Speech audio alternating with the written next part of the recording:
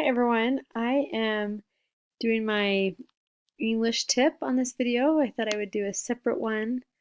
Let me try to get the screen filled up. So I'm going to talk about the verbs that come after a noun, and it often depends on the noun and if that noun is plural or if it's singular. So plural means the noun is referring to more than one thing, or singular is just one. However, with the word have, it's used not just with plural nouns, but also with the pronouns I, you, we, and they. So that can be confusing.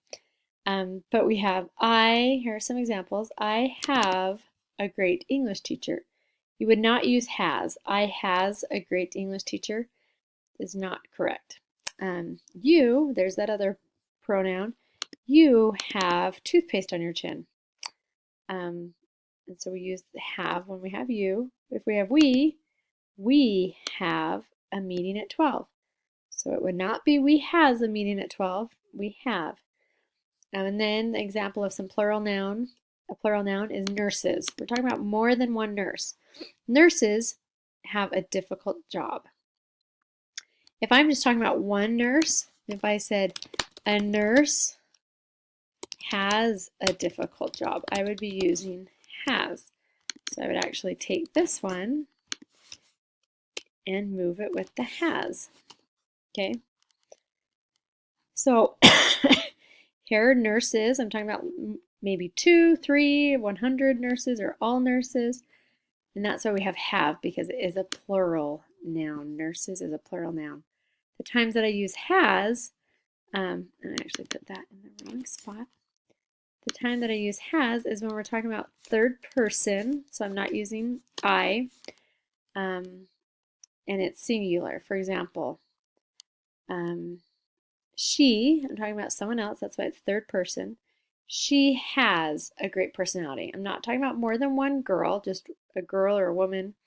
She has a great personality. Then he, that's singular, I'm just talking about one person, has a new haircut. The washing machine, so if it's not even a person, but it's just one washing machine, that's a singular noun, and so it has a leak in it. I would not use have because that is plural nouns, more than one noun. Because then it would sound, you get to where you can tell it just sounds wrong. The washing machine have a leak in it.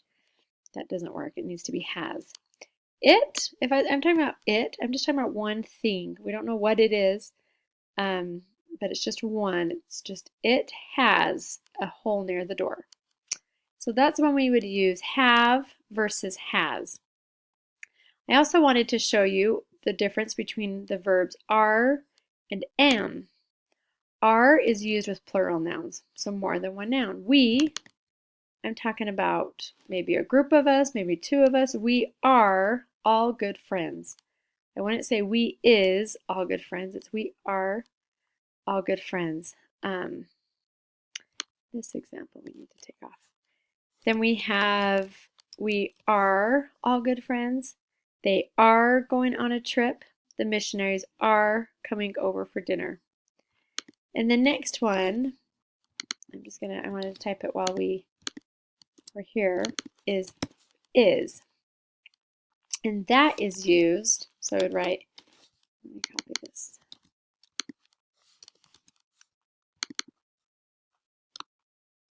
We use is with plural nouns.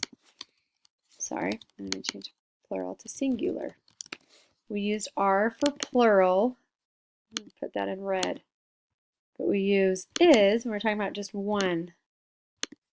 So if I'm just talking about she, I'm talking about someone else. It's just one girl. She is very nice.